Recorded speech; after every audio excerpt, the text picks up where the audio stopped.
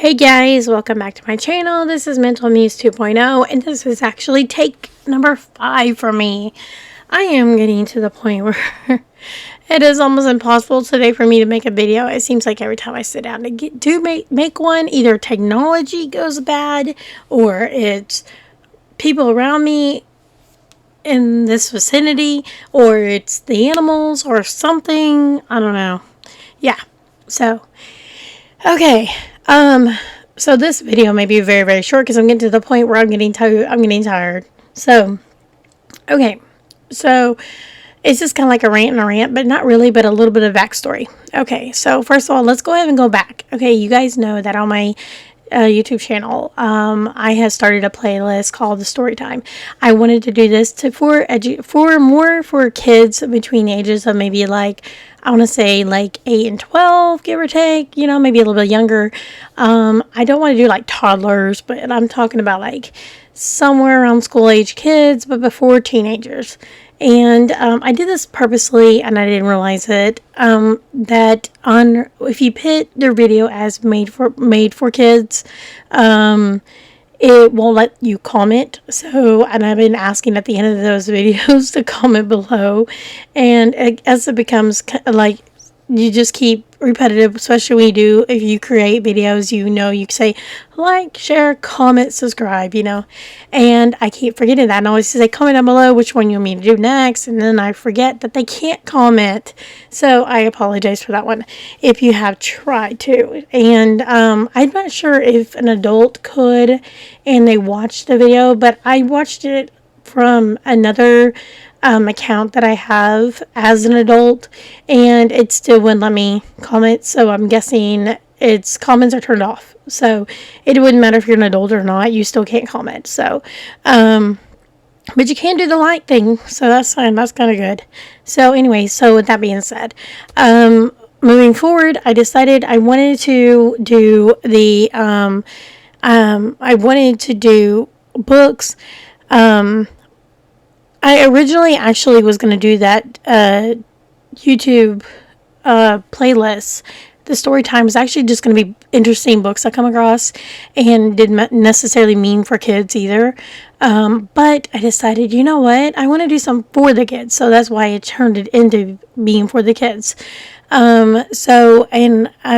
What really inspired me to start it off with this is my daughter. If you guys know and you see the other videos I posted about her volunteering at one of the many local libraries that we have around here. She was volunteering. She usually does, and most of the time she's dusting over by the children's books areas because it always gets messy around that area, so she's always constantly picking up over there. And she came across actually this book right here. This one right here.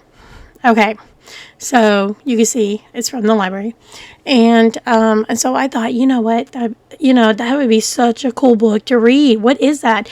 I never seen a children's book with the word conspiracy theories on it, and not only that, it says debunked, and I'm curious, what does it say?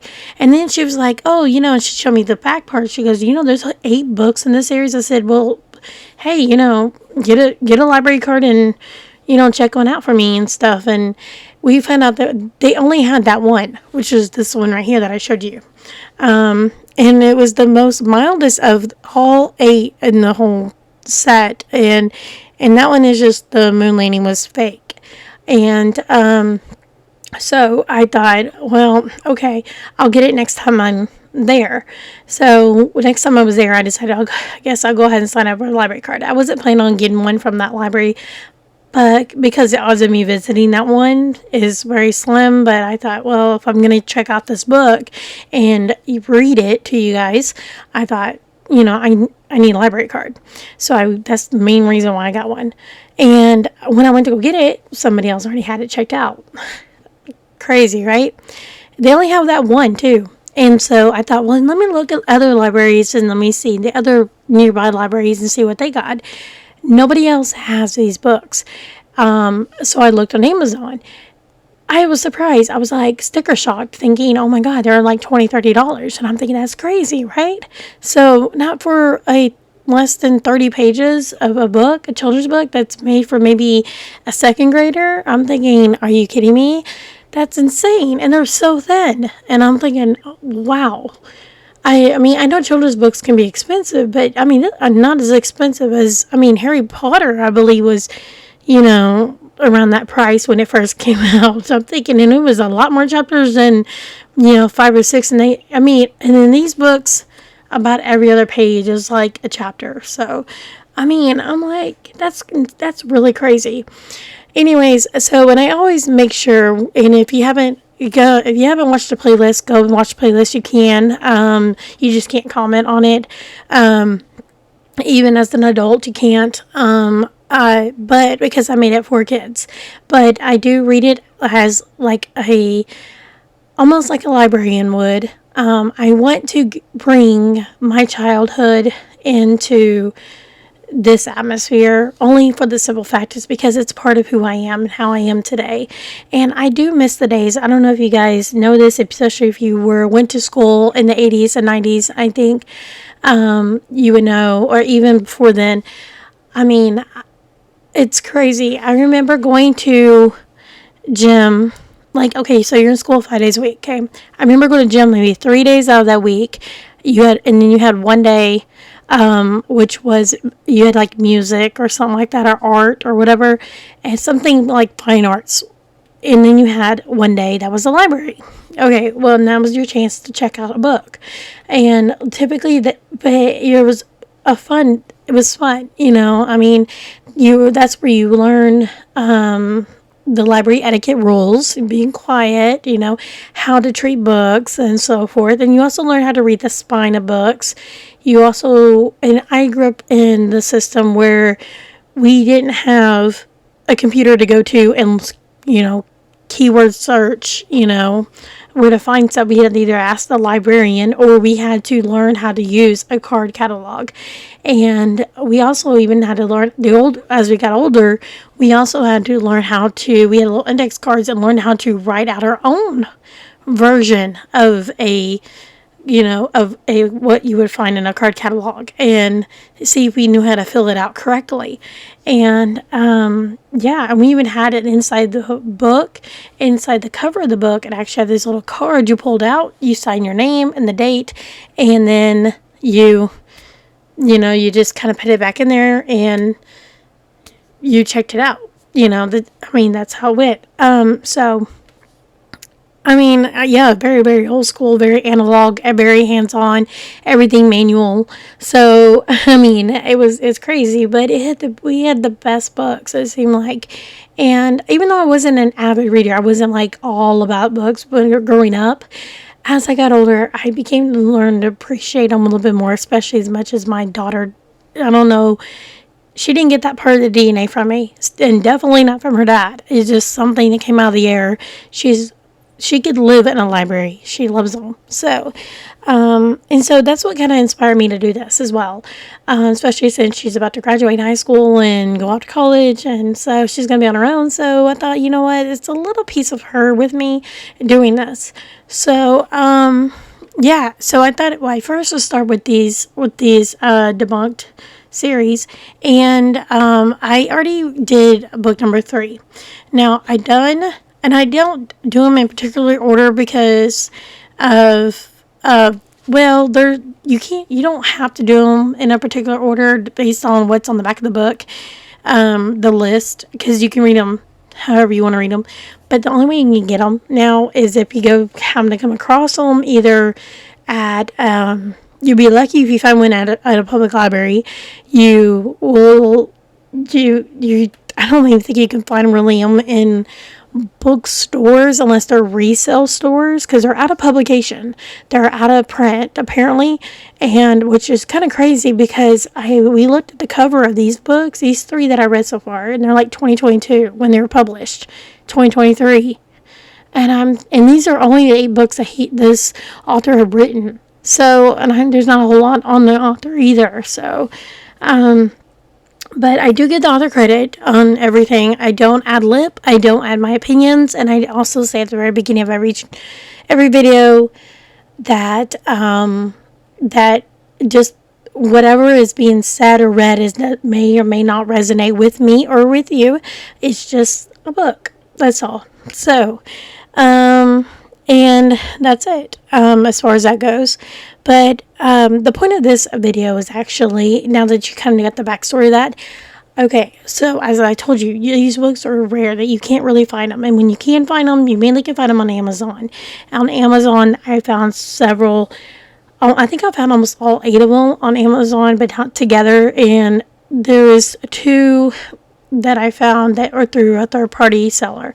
One of them just recently confirmed me that, if I need a return, it'll be okay, because they use, it'll be free through Amazon. And so this one, let's see. I think it's this one right here, which would be this one. Okay, well, I had been having issues with this third-party seller. Okay, I was misled to believe that as a Prime member, that I thought, okay, when you shop online, you already pay your monthly dues to Amazon Prime. So I'm thinking I should get, I'm getting free shipping, and I should have free returns. But not with third-party sellers who utilize Amazon as their platform to sell products. And so the policy doesn't always cover that. I was not aware of that. And not only that, so I was wanting to return this one, and because I'm like, I'm not paying $20-$30 for a book, so I wanted to return it. But then the third party person, the seller, whoever, I don't know why I want to think it's a guy, but I guess maybe the way things were typed. Oh, no. He did mention his name was Jeffrey. That's what it was. Anyway, so that's why I think it's a he. So, yeah, like mentioned that, they charge it was like $5 and some odd change as a buyer's remorse fee. But I'm like, but you didn't say anything about that on your page, on the Amazon page. When I clicked on the book to add to cart, and I looked through, it did say nothing about on your policies, about returns, not like that. And I thought, okay, I didn't have to pay for shipping, so I'm thinking shouldn't have to pay for returns. Well, they say, what I have to do is I have to send it back to them, and then 3 to 5 business days, once after they get it, then they will deduct $5.31 from what they owe me, and then the rest of it will go back on my card as what I used. That's the only option I have. I don't believe that was really fair. So I ended up contacting Amazon, because I was going back and forth with them. I was like, why would you do that? He said buyer remorse. And I'm like, what kind of policy is that on Amazon? I never heard of that. So I'm like, so I contacted Amazon, and Amazon said, we, in a nutshell, they side with the third party sellers, which I don't think is fair. I don't think it's right. And I don't think, yes, I understand them trying to, stand by their sellers, because sellers typically, I think they pay Amazon for storefront or something like that. I don't know how it works. I'm just assuming somehow Amazon's getting something out of this deal, so for them to be able to sell on their platform. So they don't want to lose money.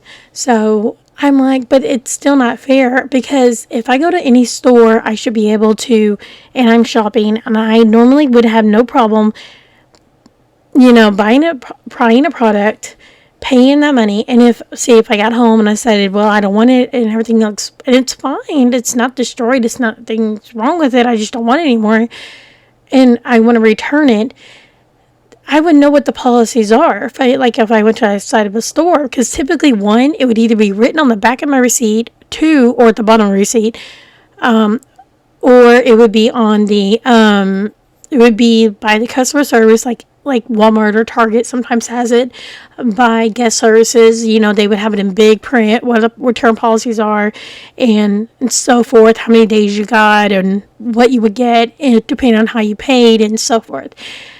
Okay, so why isn't it, even online, on some online retailers have the return policies listed underneath their their facts, and questions and so forth, and they're like that. They have it written there.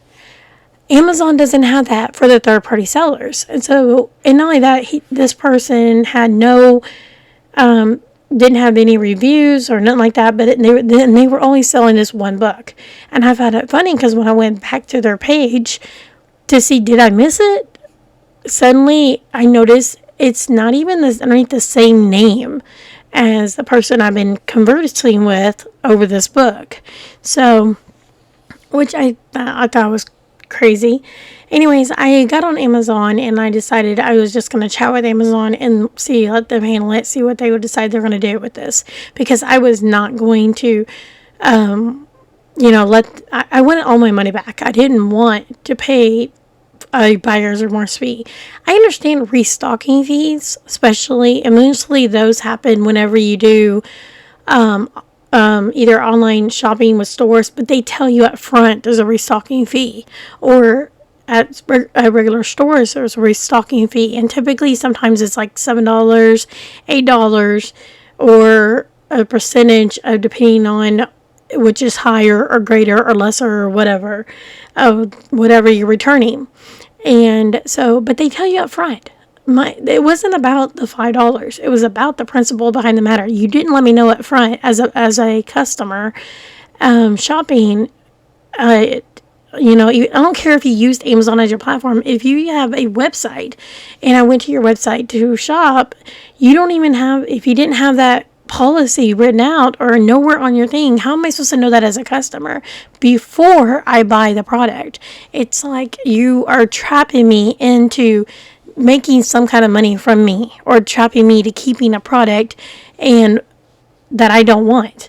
And that's not fair and it's not right. So it's the principle behind the matter. And so I got upset about it. So I was talking with Amazon, and Amazon finally eventually agreed, and they were okay with it. They say, you know what?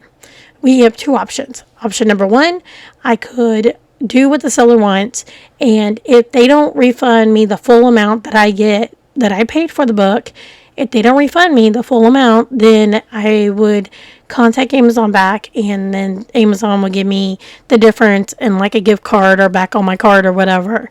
Or two, I could just keep the book and Amazon will just give me a gift card and the price of the book. I said, you mean I wouldn't have to return it at all? You would just give me back my full amount? Yeah, sure. Okay. All right, so the crazy thing about it is I had this whole thing. I recorded this whole conversation with them on my phone, and I had screenshots, I had receipts, I had everything. And on the software that I use for my YouTube videos, I have it also on my phone. And when I was trying to put it all together, and on my phone says in order to export, I needed space. So my dumb self decided, hey, okay, I just started checking off whatever bigger, space videos that, so to get rid of, and I accidentally got rid of my receipts. So, yeah, because I even told Amazon customer service during the chat, I said, I'm recording this conversation right now. And they were cool with it, so I was like, okay. So I was going to actually show you guys our whole conversation so you can actually see it. And so they ended up giving me, so I paid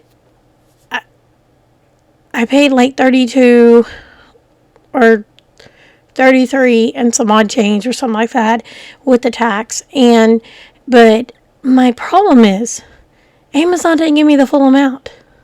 So I'm not even going to bother over it at this point because I'm over it. I am done with this. I just know better now. Lesson learned. Be careful buying from a third party, whatever. But Amazon did end up giving me, I think, like $32 on a gift card, which has already been spent. But yeah, but it but they didn't give me the tax that I spent on the book. And I'm thinking that's weird because typically, anytime you return an item, you typically get the tax you spent on the item back too, as well. And I thought that was kind of strange. I mean, even other returns I've done with Amazon, I've got my tax back. So I thought, and I've returned them and I've gotten it back. I don't know why now suddenly I didn't get it back. And I'm not going to argue with them over, it's like $1 something. I'm not going to even argue over that. So I just lost $1 something. And yes, it's the principle behind the matter, but still, it's better than losing $5 to $10 that the third party seller was going to, basically steal from me. And just because I wanted to return back a book and I was only going to get like half my money back. And I was like, no, that's not right and it's not fair. So, yeah. But what makes me really upset a little bit is that the third party seller is not getting penalized. They still sold a book, they still got their money. So, unless Amazon comes after them and gets their money back, it gets money from them. And then since Amazon had to pay me, I mean, to me, I see it as, and Amazon knows because they're giving to me in a gift card form, I'm still going to buy something else. Eventually, it's going to be like a domino effect until whoever's at the very, very end, they're the ones that are going to lose because of this one third-party seller. So, yeah, that's my problem with this whole situation. Another thing, I guess that was pretty much my main rant about this whole thing, and my whole video. I didn't want this video to be too long, and I'm glad it's not very long. It's only 20 minutes, but yeah. Beware if you're ever on Amazon, if you are going to buy the third party, make sure it literally tells you if it's a third party by if you look on Amazon and you see the product underneath it, it says sold by whatever. It'll either say Amazon.com or it'll say like some weird name or a bunch of letters, numbers, whatever, or company name or something. Look at that. That's how you know if it's a third-party person. Also, utilize Amazon AI. I tried doing that and asking, hey, what's the third-party, not third-party, what is the policy on this for returns on this item? While I'm on the item page, I asked Amazon's AI and in the app, and sometimes if it can't find it, well, then I'm assuming that Amazon's policy applies, which means that I should have free returns. Don't, just because you didn't pay for shipping, don't assume that you won't have to pay to return it. Also, double check to make sure. Look at the reviews. If there's no reviews on it, red flag. 2, if there is, it's kind of a red flag, but not really, because to me, somebody's got to be the first person to review a product, especially if they just listed the product. And if they only have that one item, they're assuming that you're going to be the one that's going to review it. But yeah. Also, if you do look at reviews, don't ever just take the first page, the 5-star reviews. Look underneath the 1 stars. I always check 1 and 2-star reviews. I never go by the 4 or 5 reviews because those to me are either they can either be fake, they could be other employees, they could be, even though it says verified purchase, that doesn't mean nothing. It could be they could have gotten a free product. It could have been review for a free product. It could be anything. So you kind of want to don't base off when you buy things on Amazon. Don't go by just, oh wow, they got a lot of 5 and 4 stars. That's not bad. No, look at the 1 stars. Look at the 2 stars. They're the ones that are going to tell you the truth. Nobody ever goes back and reviews a product when everything goes good. Though, they're going to tell you the truth when something goes bad. You know what I mean? It's like when you're around people and you talk to people, no one's going to sit there and tell you, hey, you did a great job today. No, they're not going to speak up at that point. They're not going to say anything at all. Like they always tell you when you're at the doctor's office. Hey, no news is good news, right? No news. that means it was good, right? That's your 5 stars. We didn't say nothing. But when you do something wrong or do something bad, or if something is not right, that's when people speak up. So always look at those 1, 2, 3-star reviews, because that's how you're going to know. I do the same thing when I look at hotels. I look at things when I look at, any entertainment stuff we do, venues, anything, restaurants. I mean, I look at all that stuff because you never know.